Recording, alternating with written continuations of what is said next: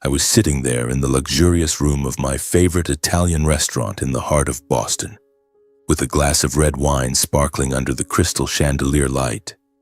Today was a special day, the day I, Landon Reeves, 35 years old, officially became a millionaire.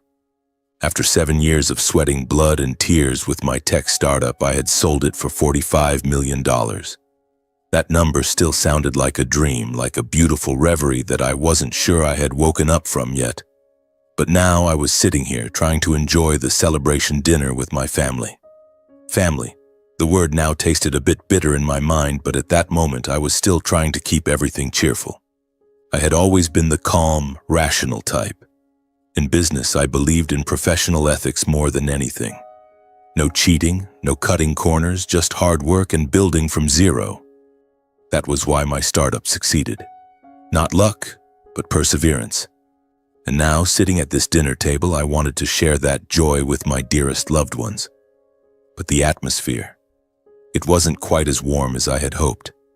My father, Damon Reeves, 62 years old, sat at the head of the table like a stone statue. He had been a mechanical engineer working in a factory for 40 years, and his personality was as rigid as the machines he used to repair. His face was stern, with deep-set eyes under thick eyebrows, and he kept reminding me, "Landon, now that you're rich, you must remember the grace of your upbringing. Your parents raised you, sacrificed so much for you to have this day." His voice was low and resonant, carrying a hint of reproach, as if those $45 million were a debt I had to repay immediately. I nodded, smiled, and tried not to let his words ruin the mood. "Yes, Dad, I know. I'll take care of everyone." My mother, Aria, 58 years old, sat next to my father, silent as a shadow. She had been a lifelong housewife, so gentle that sometimes I wondered if she even had her own opinions.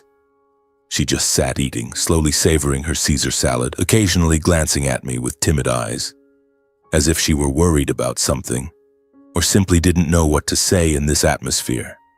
I loved my mother, but sometimes her silence made me feel even more alone.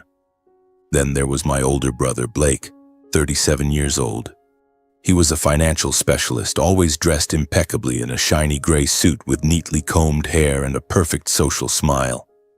But I knew that behind that exterior was the envy and selfishness he tried to hide. From childhood, Blake had always been the star of the family, the eldest son, top student, stable job, while I, the risk-taker with the startup, had once been seen as the dreamer. Now he kept pouring wine for everyone, especially for me. "Come on, little brother, congratulations. $45 million, huh? You deserve it." He laughed loudly. I thanked him, but inside I felt a bit uneasy. I tried to maintain the cheerful atmosphere. Raising my glass, I said, "Thank you, everyone. Dad, Mom, Blake. No family, and I wouldn't have achieved anything. This is our success, all of us." Everyone clinked glasses, the sound of crystal ringing out crisply. Dad nodded in satisfaction, Mom smiled faintly, and Blake patted my shoulder. In that moment, I thought everything was fine.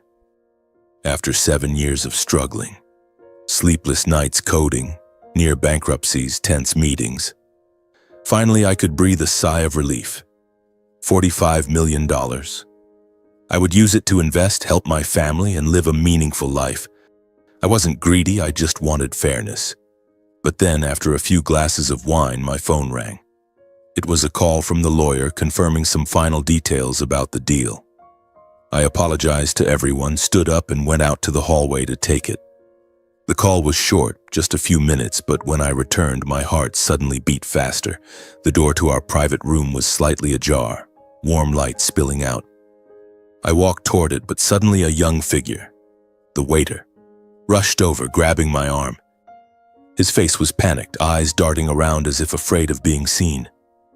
"Sir, Mr. Reeves, right?" he whispered, voice trembling. I nodded, a bit surprised. "What's wrong?" He leaned close to my ear, breathing heavily.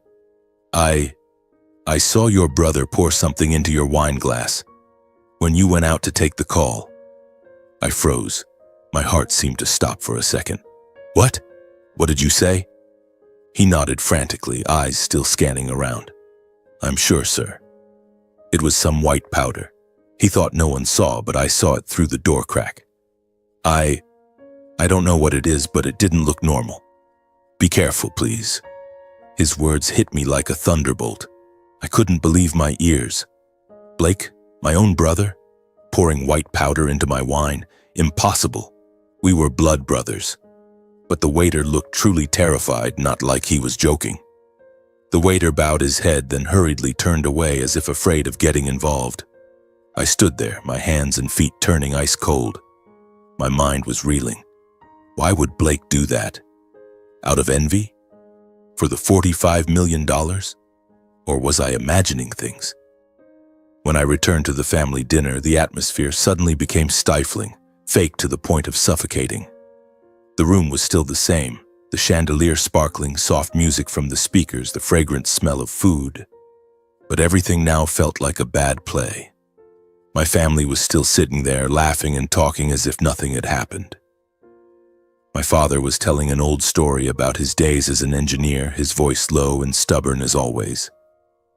My mother nodded along, spearing a piece of salad with her fork. Blake laughed loudly, clapping in rhythm. But I felt they were acting. Every smile, every gesture seemed staged to hide something dark. I sat down, hands under the table clenched so tightly that my nails dug into my flesh. The wine glass was still right in front of me, deep red, glinting under the candlelight. It was like a ticking bomb, waiting for me to touch it. My heart pounded, the thumping echoing in my ears, drowning out the voices around me. I glanced at the glass, then at my family. Did they know? Or just Blake? Doubt began to spread like a cold stream running down my spine. Blake was the first to notice the change in me. He leaned forward, pouring a little more wine into Dad's glass, then turned to me with his familiar polished smile. "What's wrong, little brother? You look pale. Drink up, this wine is good. To celebrate you." He pushed the glass toward me, his voice urging, sounding more like an order than an invitation. I looked at him, trying to read his eyes, polished, but something flashed. Smugness? Or was I paranoid? I'm fine, bro, I stammered, forcing a smile. But my hand didn't move. My father glanced at my glass, then at me with a stern look. "Drink, son. Don't waste it. Today is a happy day." His voice was rigid, as if reminding me once again of the debt of upbringing. Mom said nothing, but I saw her steal a glance at the glass, her eyes timid as if waiting for me to pick it up. Did she know? Or was she just worried because I seemed off? The doubt rose higher. Every look, every gesture made everything around me feel alien. This was my family, the people who raised me, shared food and clothes, taught me morals. Why did they now feel like strangers? Or worse, like enemies? I tried to join the conversation, asking Mom about her health, but the words stuck in my throat. Every second that passed, that glass felt like a challenge. Blake urged again. "Come on, Landon, drink it down. I poured it for you." He smiled, but the smile didn't reach his eyes. I looked at him, remembering old memories, the times he helped me with homework, the soccer games in the backyard. But now everything was distorted. White powder. Poison? For money. $45 million. It now felt like a curse. Doubt turned to fear. My heart raced, cold sweat breaking out at the nape of my neck. I imagined drinking it, stomach cramps, passing out, waking up in a hospital, or worse, never waking up. What would they say? An accident? Or a cover-up? I glanced at Dad. He was still stern, but his eyes flicked to the glass more often. Mom clutched her napkin tightly as if tense. Were they complicit? Or just Blake? My mind spun. Reason tried to hold on, but emotion was taking over. I couldn't take it anymore.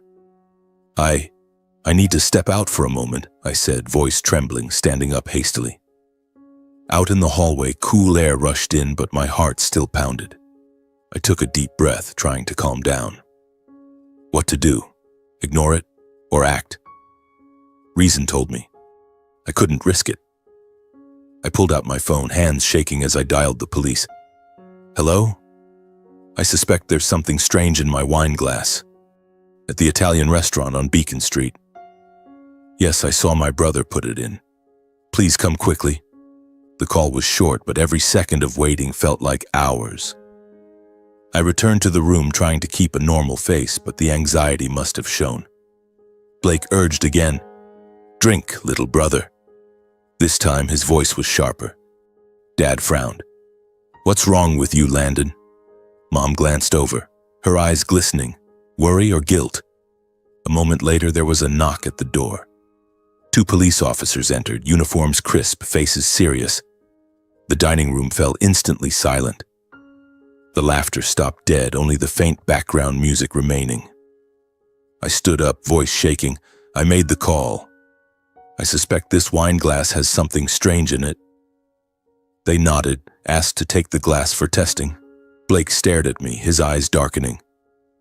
Dad jumped up, face red with anger, shouting, What the hell are you doing, Landon? Smearing the family's honor in public? Have you lost your mind? Mom stood up in panic, clutching her napkin until her knuckles were white. Son, you're joking, right? Why would you do this? You're embarrassing your parents in front of strangers. Her voice trembled, eyes welling with tears. I looked at her, my heart twisting. I didn't want this, but the fear was greater. Blake stared at me, then suddenly picked up the glass. In everyone's shock, he drank it down in one gulp, wiped his mouth. See? No poison. My little brother is just imagining things. He laughed loudly, but the laugh was forced, his face slightly pale. The atmosphere shattered. Mom exhaled as if a weight had been lifted. Dad looked at me like a stranger, his eyes full of disappointment.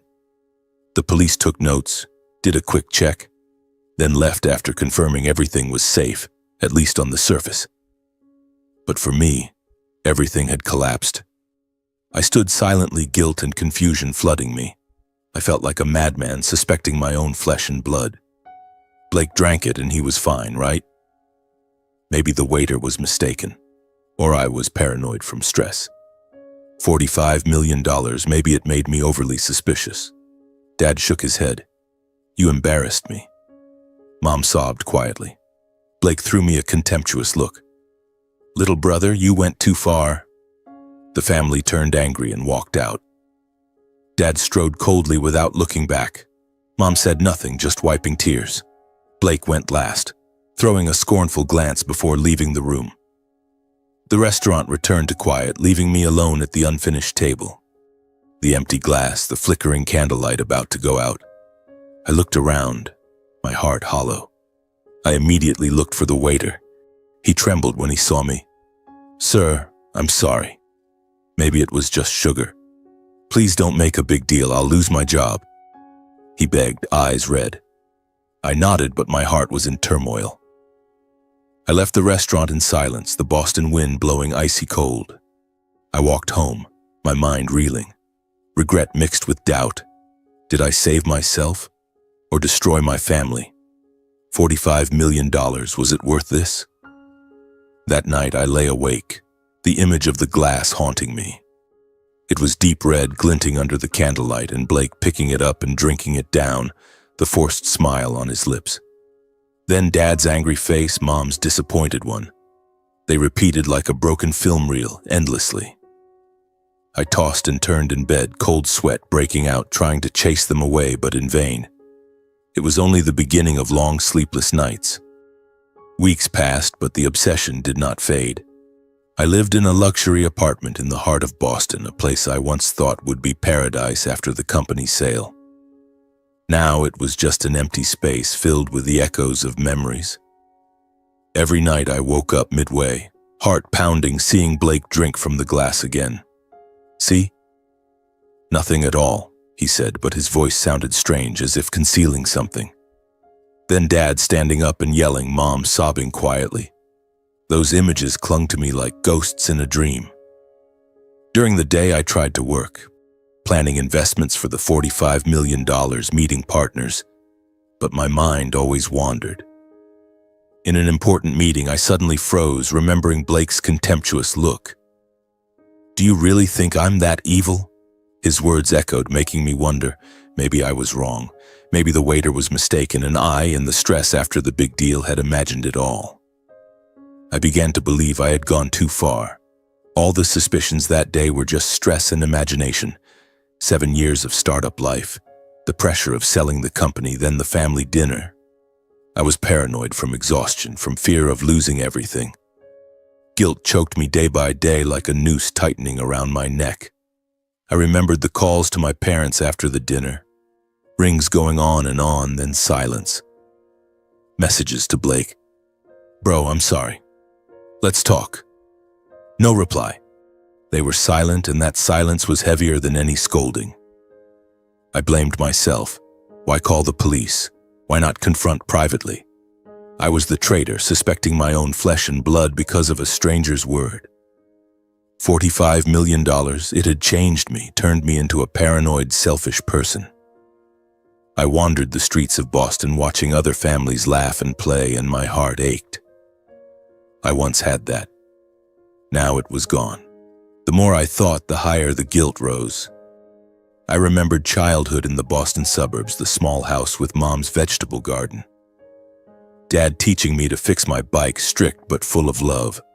Blake playing ball with me, even though he always won. Those memories now cut like knives. Had I destroyed everything over one glass of wine? I tried to convince myself. No poison. Blake drank it and was fine. The waiter just mistook powder for sugar. I needed to apologize, to mend things. Otherwise, I would lose my family forever. One autumn afternoon, golden leaves falling all over the streets, I decided to act.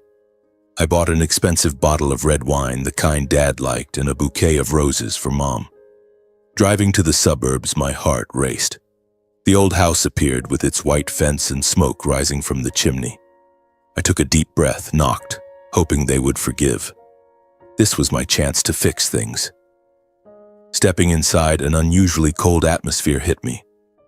No familiar smell of Mom's baking, no TV sound from the living room. Just heavy silence like a tomb. My father sat in his old armchair, face hard as stone, eyes coldly staring at me. He didn't stand to greet me, just nodded indifferently. Mom sat beside him, hands tightly gripping her teacup, not looking at me. My heart sank. "Dad, Mom, I came to apologize," I said, voice trembling, placing the wine and flowers on the table. Dad looked at the bouquet, then at me, his eyes red with anger. I had just started a fuller apology. I was wrong, I shouldn't have suspected. When he slammed his hand on the table, the loud bang making me flinch. "Apologize? You think an apology is enough, Landon? You humiliated the whole family. People are gossiping that the Reeves family is under investigation for trying to poison their own son.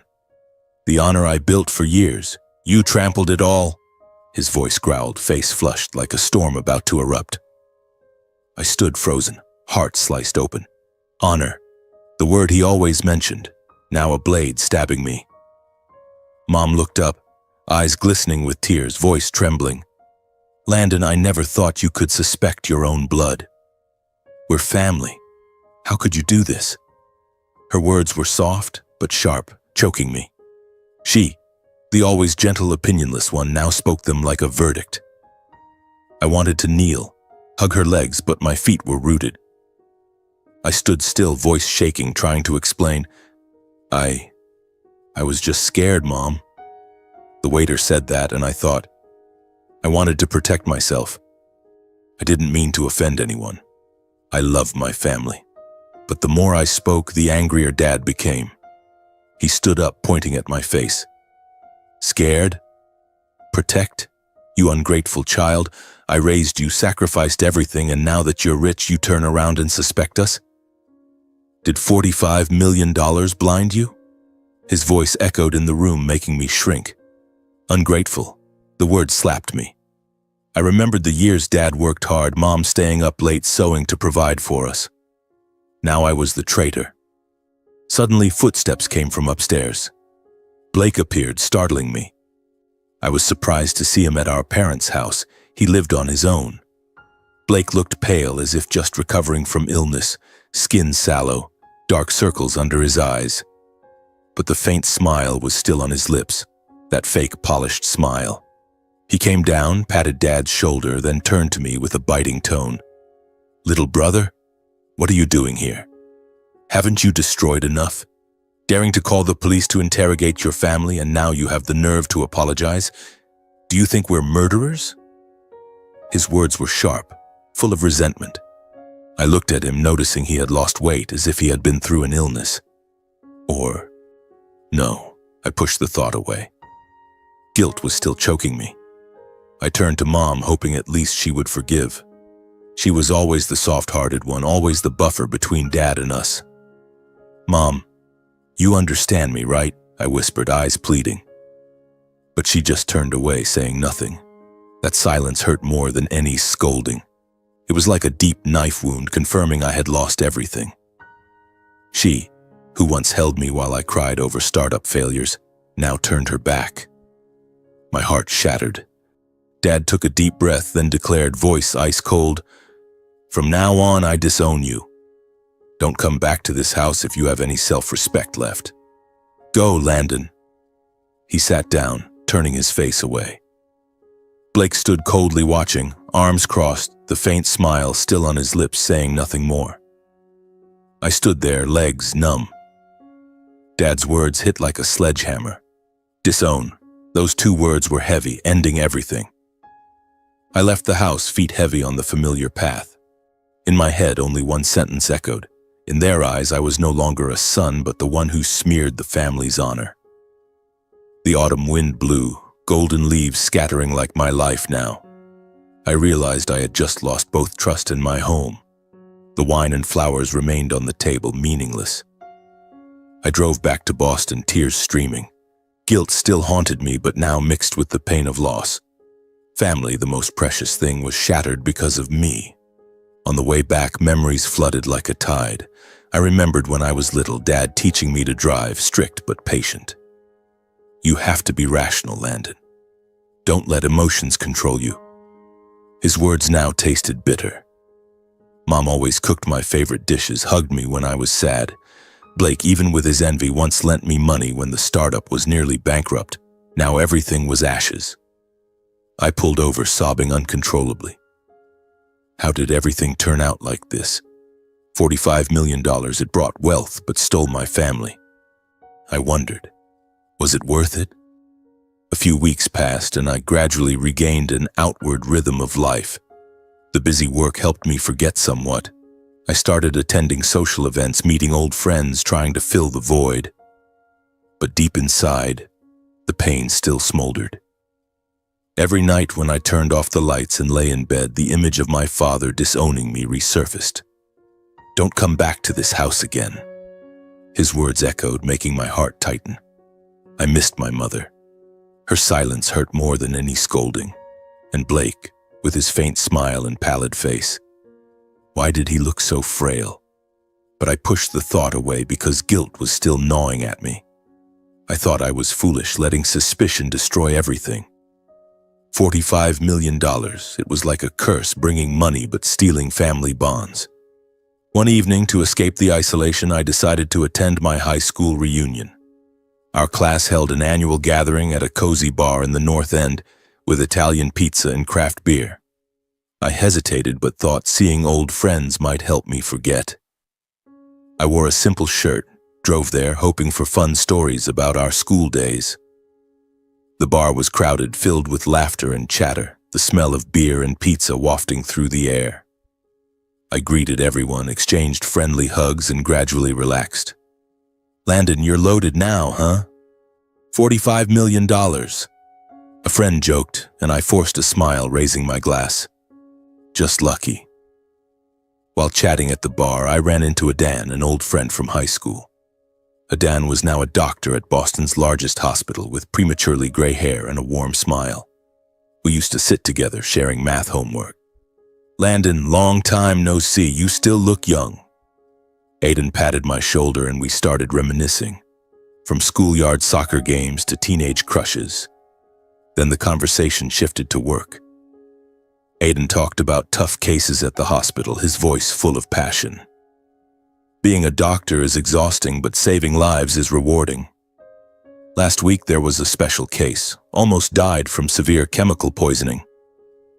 I smiled, took a sip of beer, not thinking much of it. But then Aiden continued casually mentioning, "Yeah, that patient was your brother, Blake Reeves.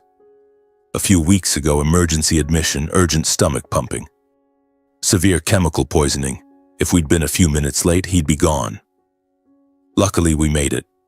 Those words hit me like a thunderbolt. I froze, heart racing, the glass in my hand trembling, a few drops spilling onto the floor. All the sounds around me faded. The laughter, the music, the clinking glasses, everything vanished, leaving only Aiden's voice ringing clearly in my head. Blake, poisoned? A few weeks ago? My whole body went ice cold, as if someone had dumped a bucket of ice water over me. I struggled to catch my breath, but my mind was spinning. Aiden, what did you just say? Blake Reeves?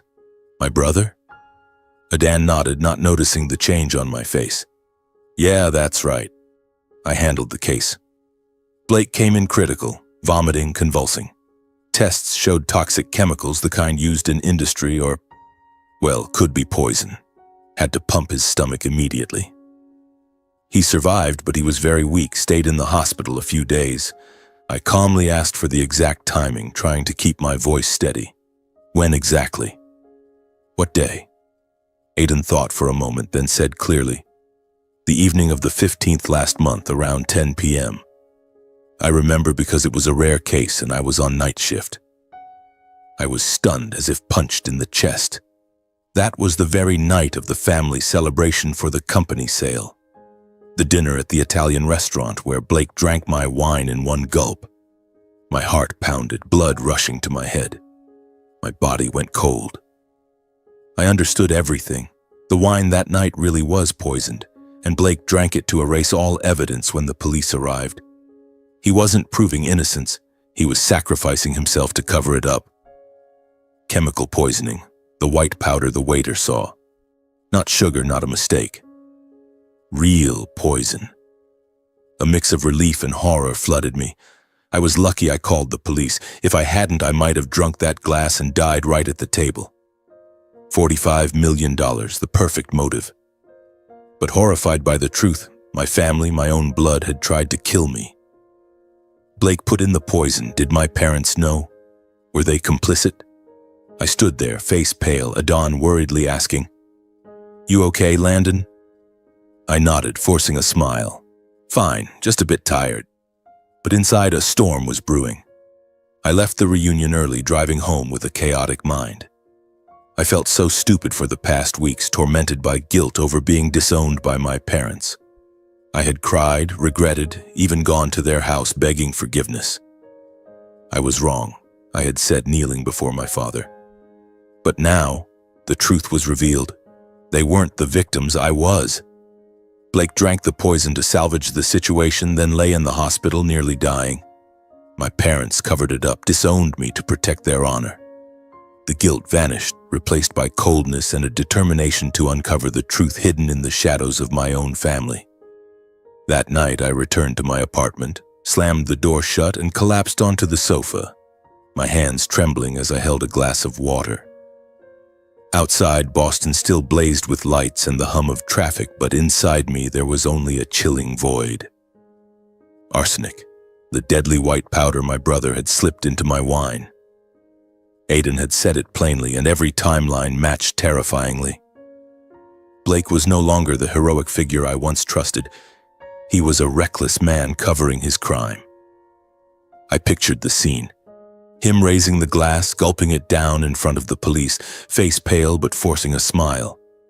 Then the pain hit. Writhing, rushed to the ER, nearly dead. Why? To protect the family's honor? Or to conceal the real plan? A plan that might involve me. And the disappearance of $45 million. I couldn't sleep that night. Lying in bed, eyes wide open, staring at the ceiling, my mind spun with 1,000 questions. Why would my family want to harm me? Dad, the man who always taught me about ethics and honesty. How could he be complicit? Mom, so gentle she stayed silent, did she know? And Blake, My own flesh and blood brother who played with me as kids, now a schemer. I recalled old memories. Summer afternoons in the suburbs, Blake teaching me to kick a soccer ball, laughing when I fell. "Get up, little bro, we're one." Those words now sounded fake, bitter. Envy? Money? Or had our parents favored him from childhood, nurturing greed? I tossed and turned, cold sweat breaking out. Tension enveloped me. I couldn't focus on anything. The next morning I tried to work. Sitting in my temporary office where I planned investments post-sale, my eyes blurred before the computer screen. Financial figures danced, but my mind fixated on that deep red wine glass. I was more vigilant than ever, checking food before swallowing, double-locking doors, even installing security cameras. Every hallway noise made my heart leap. Are they watching me? I wondered, peering through the window. Boston was no longer home. To me, it was a cold maze where enemies shared my blood. I canceled a partner meeting, claiming fatigue. I couldn't concentrate. The question why looped endlessly. The following days, the tension worsened. I lived like a ghost, eating haphazardly, sleeping fitfully, dreaming of Blake's faint smile, Dad yelling, Mom turning away. I called Adden again, asking for medical record details. He refused due to confidentiality, but confirmed, "Blake nearly died, Landon." The poison was severe. Those words cut like a knife. I wandered the streets, eyeing everyone suspiciously. Anyone could be a stranger tailing me. The hunch of something sinister grew stronger. This wasn't random. It was premeditated. They failed once. They might try again. I couldn't sit and wait to die. I had to act. After several sleepless nights, I decided to hire a private investigator. I searched online, chose a reputable Boston firm specializing in surveillance and evidence gathering. I met him, middle-aged Harlan with a gray beard and sharp eyes, in a discreet cafe. "I need my family followed," I said, voice low. Harlan nodded, asking little. "Parents and brother. 24/7 record if possible." I handed photos, addresses, and a deposit. Harlan promised quick reports. Leaving the cafe, my heart raced. This was a turning point from victim to truth hunter. But it hurt. Hiring a PI to tail my own blood? I had changed. A few days later, Harlan called. "Something odd," he said over an encrypted line. I met him at my place for the initial report. My parents and brother were frequently meeting a financial advisor at a cafe near downtown Boston, not their usual spot, a small, secluded one. 3 times this week, Harlan said, showing covert photos. I looked. Dad stern, Mom timid, Blake polished but pallid. Across the table, a stranger in a black suit holding documents. My heart tightened. Financial advisor? What were they discussing? Harlan continued. Secretive meetings, no prior notice. They arrived separately, talked for about an hour. Back home, I studied the photos closely. Dad's face rigid like planning. Blake's faint smile holding a coffee cup. Mom glancing around, anxious. My hunch was right. Something shady. I told Harlan to keep watching, record if possible. Costs extra, he said. Fine, I replied. $45 million was now for survival. The following nights I waited, mind reeling. Why a financial advisor? Transferring money? Or a will? I recalled Dad demanding I share the wealth. Family supports each other. Those words now sounded like threats. Harlan reported again days later. Got recordings, he said, meeting at the usual spot. He handed a USB and earphones. Listen. I plugged into my laptop, heart pounding. First, a conversation with the advisor. Dad's low voice. If an emergency happens, how to transfer asset control. The advisor. Need a clear will or power of attorney. If the heir dies, assets go to the closest relative. Blake cut in. Make it quick, no exposure. Mom silent, but I heard her sigh. My blood ran cold. Emergency? Heir dies? They were discussing my death? But there was more. Harlan had another recording, Blake and Mom alone at a cafe. Blake's low, urgent voice. Last time failed, Mom. He called the police. Nearly exposed everything. This time cleaner. No chance for Landon to escape. Mom whispered, but son, it's dangerous. Blake interrupted, we have to. That money is ours. He's ungrateful. Now he pays. Hearing it, I sat frozen. Each word stabbed, confirming my suspicions were no fantasy. Blake admitted last time failed. The wine was poisoned, and now, cleaner this time. They were planning a second attempt, kill me completely to seize the assets. My body shook, cold sweat pouring. I stopped the recording, stared out the window at rainy, hazy Boston. Horror flooded me, my family, once loved, now enemies. Dad complicit, Mom aware but silent, Blake leading. $45 million, the clear motive. I realized they were plotting my total disappearance a second time. Maybe a car accident or another poisoning. No chance for Landon to escape. Blake's words chilled me. From this moment, all blood ties dissolved. No brothers, no father-son. They were dangerous strangers. I couldn't trust anyone. Friends, partners, just me. I locked the door, checked cameras, then sat thinking. I had to protect myself. Harlan would continue, but I needed a bigger plan. Lawyer, evidence. Coldness spread, not grief, but iron resolve. In the hours after, I replayed the recordings repeatedly, picking up more details. Blake's resentful voice. He's rich now, forgot us. Mom weakly. But he's your brother. Blake, brother? He suspected us. They justified their crime. I thought of childhood. Blake once saved me from a vicious dog. Dad taught me reason. Mom held me to sleep. Now all lies. Favoritism from youth. Blake, the eldest, preferred, I always second. When the startup succeeded, they demanded, help your brother. Now clear, they saw me as a gold mine, and when I wouldn't share, they killed. I turned off the recorder and sat motionless in the pitch-black apartment. Only the glow of Boston's streetlights filtering through the window. My heart no longer raced with fear. Now it beat steadily, cold as stone. After uncovering the plot to seize everything, I no longer hesitated. No tears, no regret. Only iron resolve. They wanted me dead for the money? Fine, but I wouldn't let them win. I began planning to safeguard the remaining assets and bring the truth to light. This wasn't blind revenge, it was self-defense, justice. The $45 million, once a dream, was now my weapon. The next morning, I woke early, brewed a bitter black coffee, and sat at my desk. My mind was clearer than ever, despite only a few hours of sleep. I called an independent financial expert I knew through the startup network, a man named Marcus, based in New York, specializing in asset protection for wealthy entrepreneurs. We met via video call, and I gave a brief outline. I need to move the money safely, eliminate all risk. Marcus nodded, asking few questions. He was used to such cases. We started immediately. I transferred the entire remaining sum, about $40 million after taxes and expenses, into an offshore trust in the Cayman Islands, where the law offers ironclad protection. I sat there, watching the computer screen, typing transfer orders under Marcus's guidance. Each dancing digit reminded me of the 7 years of startup struggle. Sleepless nights coding, near bankruptcies, tense investor meetings. Now that money was no longer an achievement. It was the enemy's target.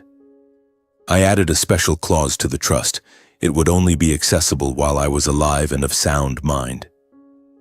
If I died or disappeared, the trust would lock automatically and the funds would go to designated charities, not a penny to my family. Marcus smirked. Smart. A lot of rich people do that to avoid disputes. But for me, this wasn't a dispute. It was life or death.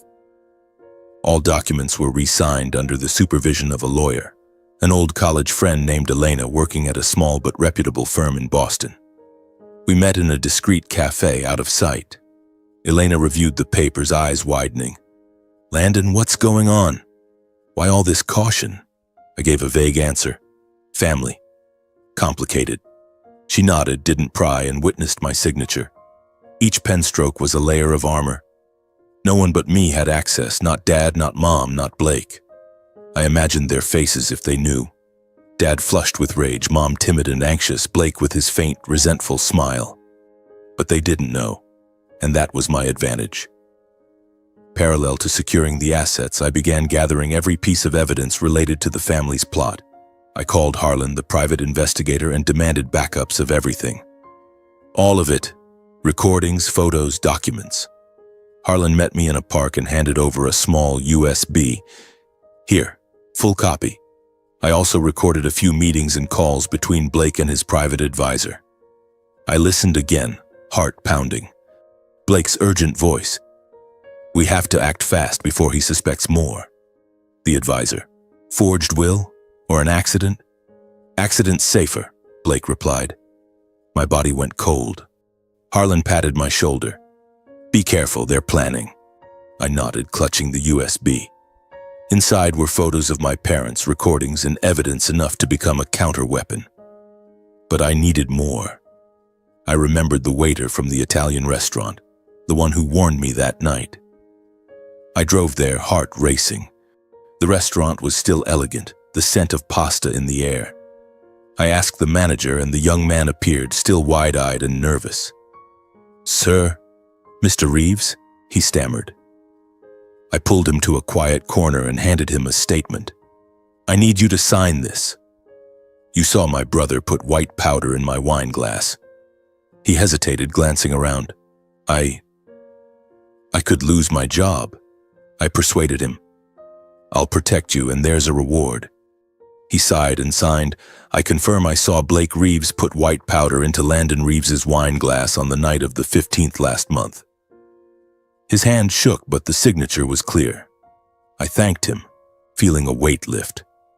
This was the first piece, a living witness. Next, I contacted Aden, the doctor friend at the hospital. We met at a quiet bar with few people. Aden, I need a copy of Blake's admission records from that night. He frowned. Landon, that's medical confidentiality. Why do you need it? I gave a brief explanation. It's about my safety. Aden hesitated, but old friendship won. All right, but only for you. He sent it via encrypted email. The documents clearly confirmed chemical poisoning, arsenic, and the emergency timing matched the dinner perfectly. Severe poisoning, emergency stomach pumping, nearly fatal. Aden's words echoed. I printed it out and added it to the file. Now I had medical evidence, directly linking to the wine.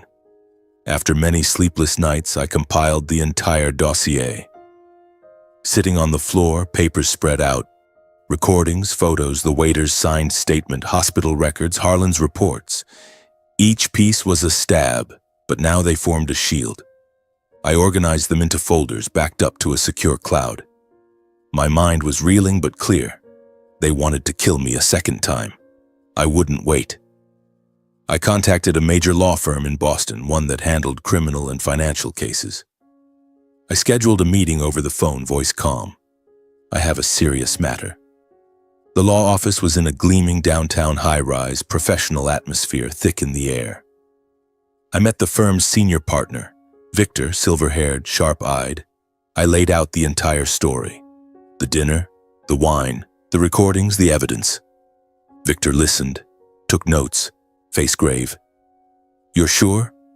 This is your family. I nodded. Absolutely. They want me dead for the money. I handed over the dossier, hands slightly trembling. Victor reviewed it, eyes widening.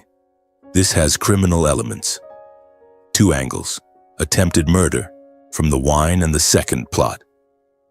And financial fraud, through the advisor, forged will. He nodded. We'll handle it legally. Gather more evidence. File with police, court. Stepping out of the office, I took a deep breath of Boston's crisp, cold air. The real battle was just beginning, but this time I was no longer the victim. I was in control. My heart beat steadily, unafraid. They thought I was weak, paranoid. They were wrong. I would drag them into the light, not out of hatred but for justice. The $45 million had saved me, and now it would help me win. In the days that followed, I lived in a state of tense anticipation, but no longer fear. Victor, my lawyer, called daily with updates. The police were monitoring, gathering more evidence. Harlan, the investigator, reported additional secret meetings, Blake and the financial advisor discussing a contingency plan. I listened, took notes, but my mind no longer spun. I had secured my assets and had solid proof. Now it was time to confront. After many days of reflection, lying awake staring at the glittering city lights at night, I decided to visit my parents' house one last time. Not to apologize or reconcile. Those things had died long ago. But to face them, to let them know I knew everything. This was a farewell, the final step before justice intervened. I drove to the Boston suburbs on a drizzling afternoon, golden autumn leaves falling scattered along the road. The old house appeared with its faded white fence and thin smoke from the chimney. My heart beat faster, but not with fear. It was a cold calm. I carried a thick folder of evidence, copies of everything, recordings, photos, Blake's medical records, the waiter's statement, tucked into a leather briefcase.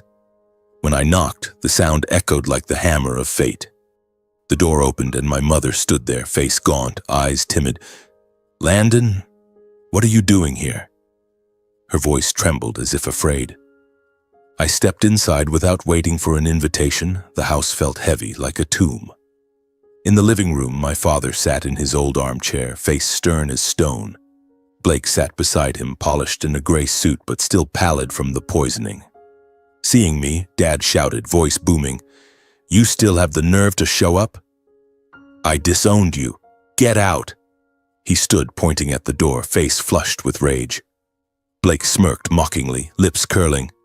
"Little brother, haven't you learned your lesson? Or here to apologize again?" His tone dripped contempt, but I caught a flash of worry in his eyes. I stood there in the familiar living room with the smell of old wood and Mom's baking, but now everything felt alien. I took a deep breath, voice steady.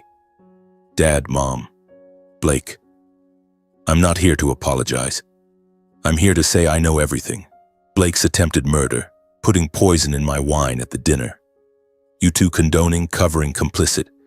The meetings with the financial advisor, plans to seize my assets if I die. I know it all."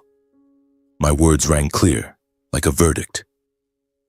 The room fell silent, only the patter of rain on the windows. Dad's face reddened as he listened, then slammed his fist on the table, the sound reverberating. "You're making this up. Slandering your own family for money? You're insane, Landon. I raised you and now you bite the hand that fed you?" His voice growled, eyes blazing like a cornered animal. He stepped closer, jabbing a finger at my face. "It's all a misunderstanding. You're paranoid from wealth, thinking everyone wants to harm you." I looked at him, a brief pang in my heart. He was once my pillar, teaching me reason. Now he denied it, but his voice quivered slightly, betraying the lie. Mom stood trembling, clutching the tablecloth, voice weak but defensive. "Landon, you're destroying our family bonds. Blake is your brother. How can you think so badly? We love you." She stepped forward, eyes glistening, trying to touch my arm. "Stop this, son. Don't make things worse." Her words cut like a knife. She who once held me crying over startup failures, now defending Blake, denying everything. I shook my head. "You knew, Mom, didn't you? You knew the wine was poisoned but stayed silent." Blake maintained his arrogant, overbearing posture, arms crossed. "Little brother, what are you talking about? Murder plot? Seizure? Without evidence, shut your mouth. Or planning to sue your family? How shameful." He laughed loudly, but the laugh was forced, hands gripping the chair tightly. I saw him glance at our parents, awaiting rescue. The living room felt stifling, the rain outside growing heavier, as if the heavens were angry too. I couldn't take it anymore. Stepping to the table, I slammed the thick evidence folder onto the wooden surface. Papers scattered everywhere, photos of meetings, printed transcripts, Blake's hospital records marked arsenic poisoning, the waiter's statement. "Here's the proof," I said, voice ice cold. Recordings of Blake saying last time failed, this time cleaner. Hospital records confirming he was poisoned right after drinking my wine. Photos of you meeting the advisor, discussing a will if I die. It's all here. The room sank into deathly silence. Dad picked up a sheet, scanned it, face ashen, then bowed his head, eyes dazed as if soulless. No. Impossible, he muttered, voice feeble. Mom collapsed into a chair, hand over mouth, tears streaming. How did this happen? She looked at Blake, then me, torn between us. Blake's panic was evident, face chalk-white, eyes darting, then he quickly regained composure, trying to deflect. It's all a misunderstanding. These recordings are edited, photos fake. You're delusional from money, Landon. But his voice shook, arrogance gone. Dad took a deep breath, trying to reclaim authority. Landon, listen to me. Don't do anything stupid. Stay quiet, we can settle this internally. We're family. Don't let outsiders know. His eyes pleaded, mixed with threat. But I knew the family line had snapped long ago from the poisoned wine, from his disownment. Settle internally? I laughed bitterly. You think I'll stay silent so they can kill me a second time? No. Blake truly panicked now. He lunged forward, snatched the papers, tearing them frantically, shreds flying like snow. You have nothing. It's fake, he shouted, face purple, hands trembling. I stood still, watching. Those are copies, brother. The originals are safe. Blake froze, panting, eyes filled with horror. The living room was now a battlefield. Paper scraps on the floor, rain pounding the windows, air thick and suffocating. I looked at each one last time. Dad head bowed, Mom sobbing quietly, Blake frozen like a statue. Let justice speak, I said evenly. I have nothing more to say. Then I turned, walked out, leaving the room steeped in silence and fear. The door slammed behind me, rain drowning everything. I got in the car, drove away without looking back. My heart was heavy but not pained, only liberated. On the way home, under the pouring rain, childhood memories flooded back like a tide, pulling me into the old current. From a young age, I was used to living in my brother's shadow. Blake, the eldest, our parents' pride. They poured everything into helping him succeed, hoping he'd bring family glory. Dad, with his rigid ways, always said, Blake will be the pillar. You must follow him. Mom doted on Blake more, cooking his favorites, praising him to neighbors. And me? Just the youngest, playing alone in the backyard. I remembered summer afternoons. Blake taken by Dad for extra math tutoring while I stayed home drawing. Be practical like your brother, Dad often said sternly. As we grew, Blake landed a good finance job, high salary, nice car. Parents beamed, boasting everywhere. Our Blake is successful. Meanwhile, I started my startup, struggling with debt and failures. I got no encouragement, only comparisons. Why aren't you like Blake? He's stable, you're too dreamy, Dad yelled, Mom silently nodding. I gritted my teeth, thinking it was old-fashioned love. Then when the startup succeeded, sold for $45 million, they changed. Parents constantly demanded, support the family, provide for us. They wanted me to buy them a new house, send monthly money. Help your brother, Blake's struggling. Blake borrowed endlessly, smiling, polished. We're brothers. But I saw envy in his eyes. When I surpassed him, he went quiet, avoided mentioning it. Now recalling those memories under Boston's rain, I understood. Favoritism didn't just kill sibling bonds, it bred resentment, turning family into the cruelest enemies. I pulled over, rain hammering the windshield, tears streaming uncontrollably, not crying for loss, but realizing the harsh truth. Parents favored Blake from childhood, making him selfish, believing everything was his. I, the second, always yielded, and when I didn't, they killed. $45 million wasn't a curse. It was a magnifying glass, revealing true faces. I wiped my tears, drove on. Childhood memories were no longer beautiful, just lessons. I wouldn't let them drag me down. Justice was coming, and I was ready. Back at the apartment, I called Victor. They know now. Proceed. He nodded. Police will act soon. I sat alone, replaying the torn papers in my mind, Blake shredding them futile. Anticipation rose. What would they do? Flee? Attack? But I wasn't afraid. The counterplan was complete. Boston night and rain, but my heart was clear. In the days following that confrontation, I lived in a strange state of waiting. Not anxiety, but a cold calm, like the stillness before a storm. Harlan called, reporting that my family was in panic.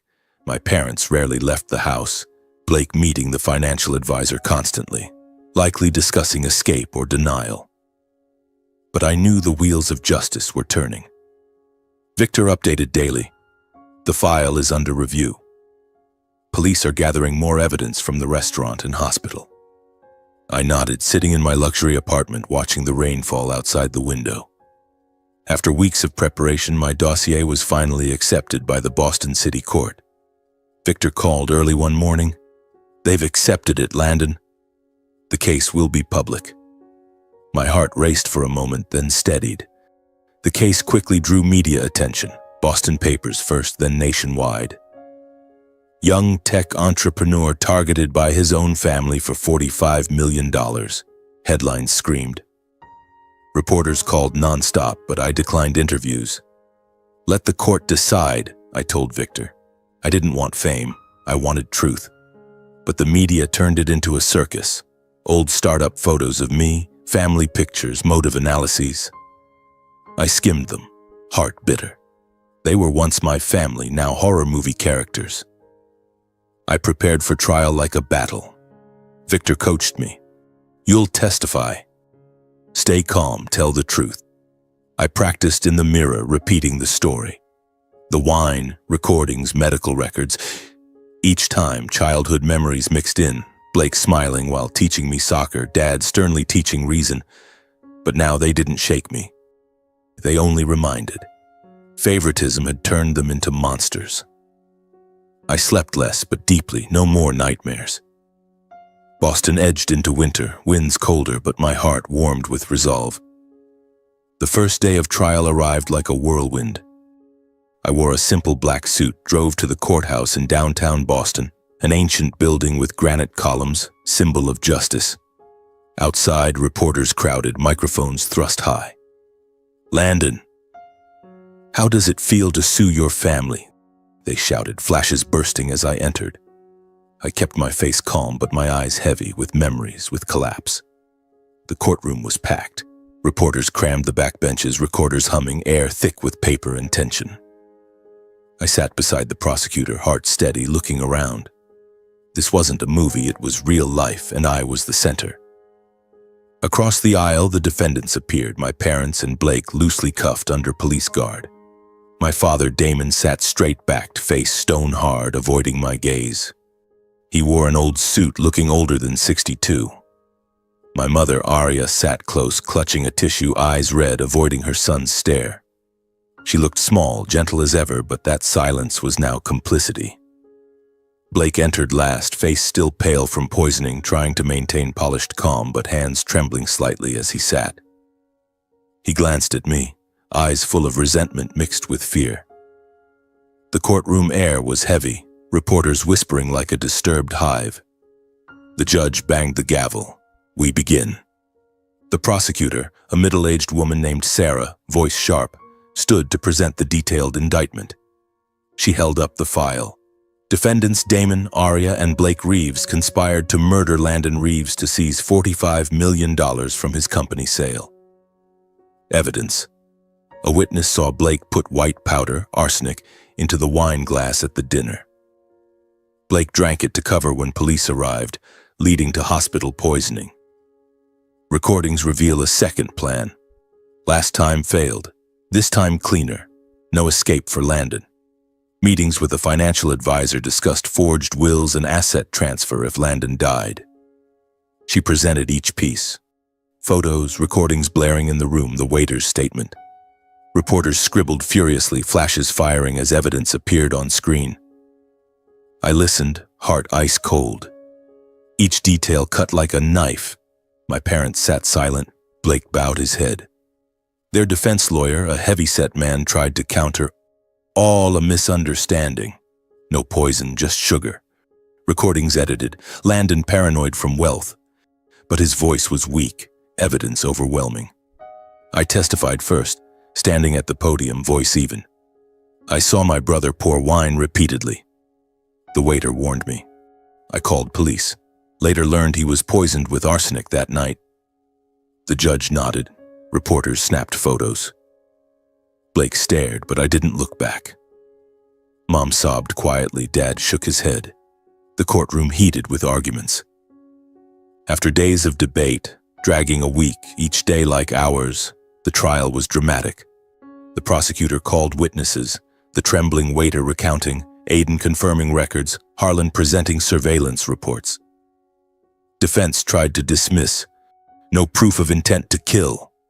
But recordings played. Blake's voice, last time failed, this time cleaner. The room fell silent, reporters murmuring. I sat watching my family crumble.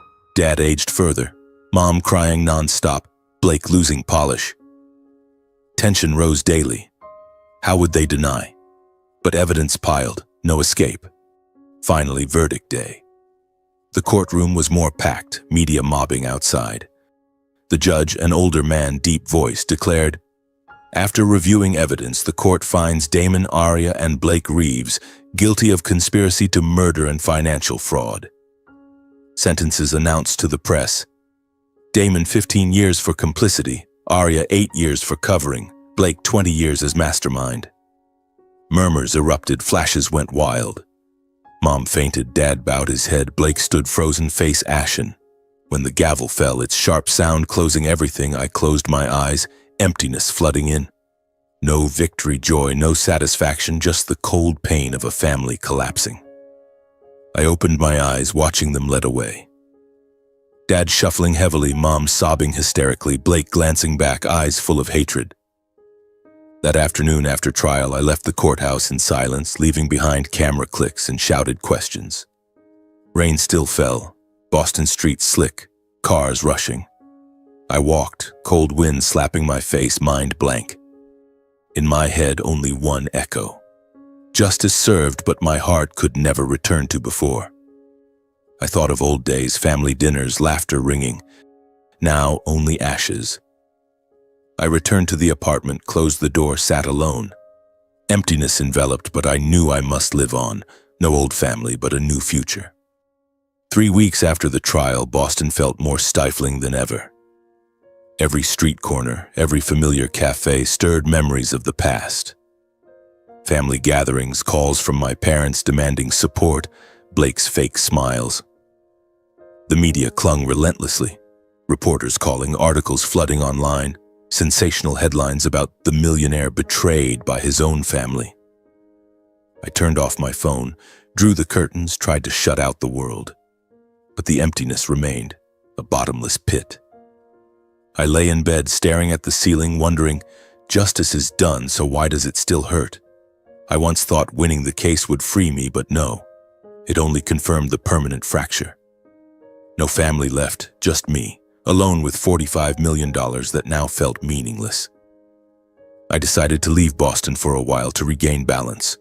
This city, where I was born, started my business, succeeded, had become a prison of memories. I sold the luxury apartment, the place that witnessed sleepless nights planning my counterattack. The broker asked, "Why sell so quickly?" I gave a faint smile. "Need a change of air." The sale proceeds flowed into the secure trust, not a cent wasted. I packed my things, just a few suitcases of clothes, my laptop, and the few memories untainted by family. Then I drove north toward coastal Maine. The highway stretched endlessly, rain still falling. But when the ocean appeared, white-capped waves, salty wind, I felt a slight relief. Maine was peaceful, detached from the noise of the past. Small towns with wooden houses, pristine beaches, friendly but unobtrusive locals. I bought a modest seaside house with a sloped roof and windows facing the ocean. The first night, the sound of waves lulled me to sleep, the first nightmare-free rest in months. In Maine, I began rebuilding my life. No rush, no ambition like before. I quietly started a small tech company, a software platform helping small businesses manage data securely, drawing from my old startup experience. I worked from home, sitting by the window overlooking the sea, coding line by line at a leisurely pace. No more all-nighters under pressure, no chase for fame or fortune. My project gradually succeeded, first clients, then small contracts, then steady revenue. I invested part of the money, but not to get richer, just to have purpose. "Why not scale bigger?" a partner asked on a call. I smiled. "It's enough. I want to live, not race." Maine taught me that. Ocean waves come and go, no need to hurry. I jogged along the beach each morning, breathing salty air, feeling my body stronger, my mind clearer. The emptiness was still there, but now it was space to fill with something new. At a small tech conference in Portland where programmers shared ideas, I met Nicole. She was a software designer with long brown hair, a warm smile, and intelligent eyes. Nicole presented on user-friendly interfaces, emphasizing respect for truth and fairness in technology. Her words touched me. After everything, I believed in that too. After the conference, we talked over coffee. "What do you think about simple living?" she asked, eyes sparkling. I shared my journey briefly. "I once chased money, but now I just want peace." Nicole nodded. "Same here. Technology should serve people, not the other way around." We shared ideals, simple living, truth, fairness. She told me about her rural Maine childhood where everything was authentic. I mentioned my old startup but kept the dark parts hidden. The conversation stretched late into the night, and for the first time in months I laughed genuinely. Nicole and I met more often, beach walks, cooking at her place, discussing software ideas. She was kind, helping neighbors, volunteering at the community center, and smart, always offering fresh perspectives. "Life isn't about competing," she said one evening by a campfire. "It's about sharing." Those words healed part of my wound. I gradually opened up about the past, the trial, my family, and she listened without judgment. "You're so strong," she hugged me. Love came naturally like rising tides. A year later, we married in a small beachside ceremony. Just a few close friends witnessed. No extravagance, no crowds. Nicole in a simple white dress, me in a gray suit. Waves lapped at our feet, sea wind bearing witness. "I promise to stand by you through every storm," she whispered. I kissed her, heart full of warmth. Maine, place of peace, now felt like home. 5 years passed in a blink, but full of meaning. We had an adorable son, Ethan, with sea blue eyes and Nicole's smile. Our little seaside house overflowed with laughter. Ethan running on the sand, Nicole singing lullabies, me telling him startup stories. "Dad once built a big company," I said, "but now Dad builds family." My small company grew steadily, revenue enough for comfort, no need for more wealth. I worked from home, prioritizing family. Afternoons we strolled the beach, Ethan collecting shells, Nicole holding my hand. "Are you happy?" she asked. I nodded. More than ever. What I thought I'd never have again, family laughter, now filled the air. The old emptiness was replaced by real love, but the past still flickered. One morning, as Ethan played in the yard, the phone rang. It was the lawyer. "Your father passed away in prison from heart disease."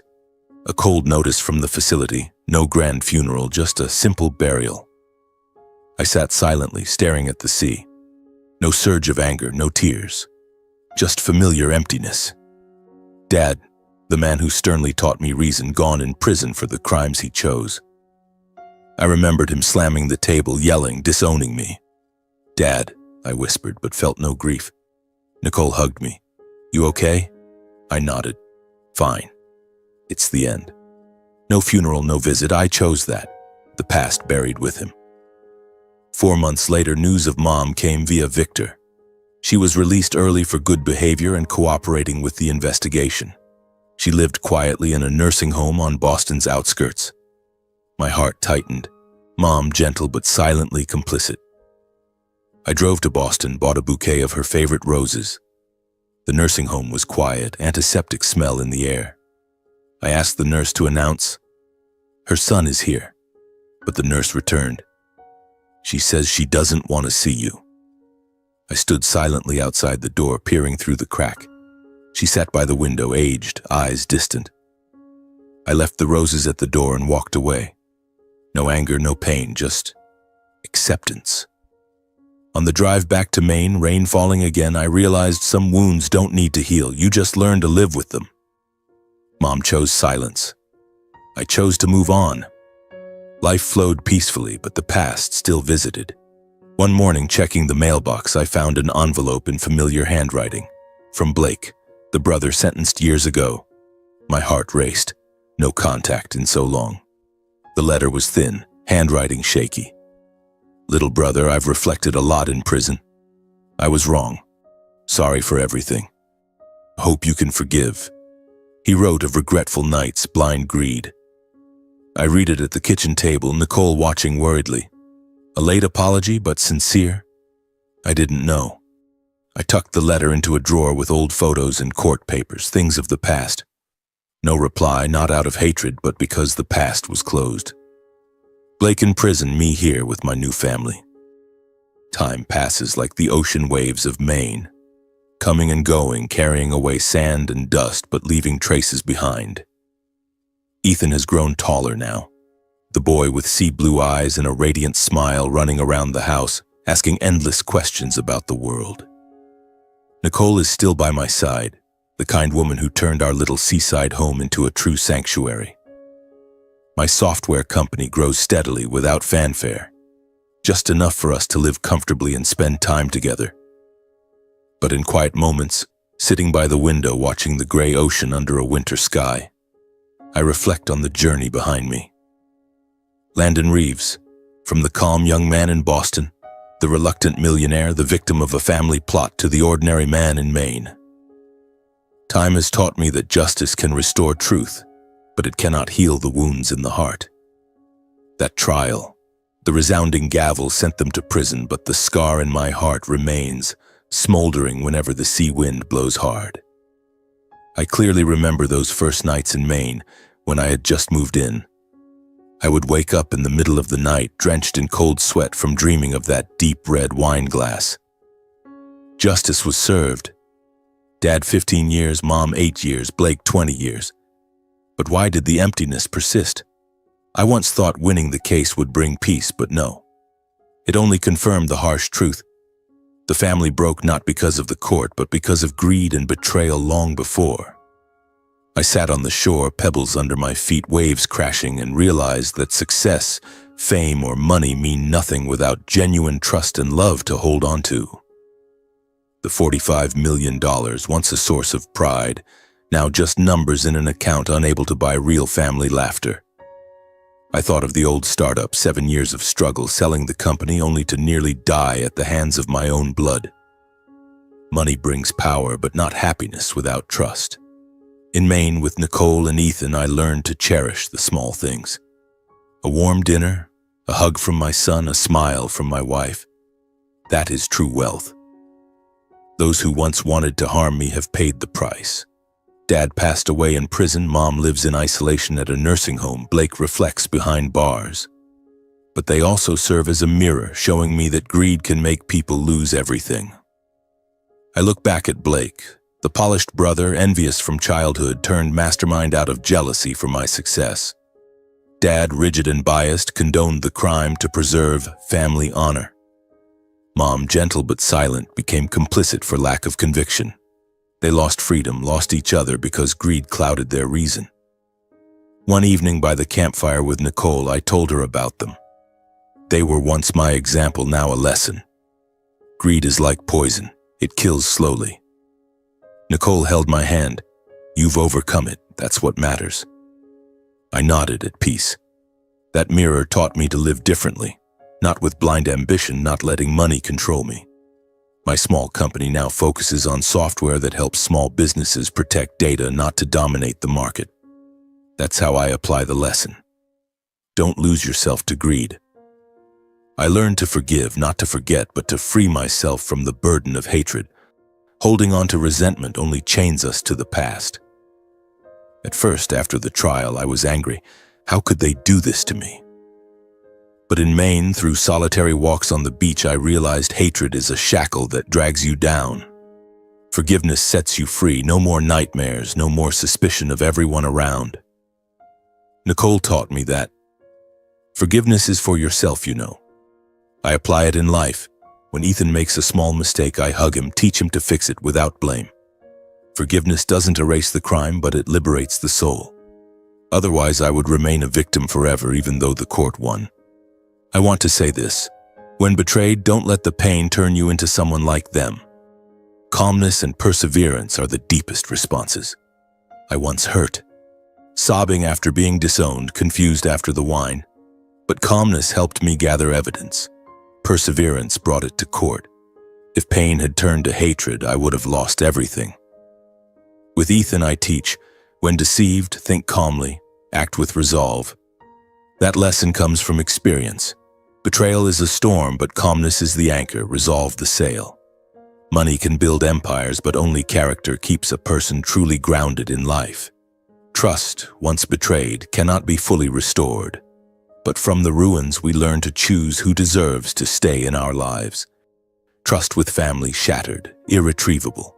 But from that, I chose Nicole, true friends. The collapse taught me.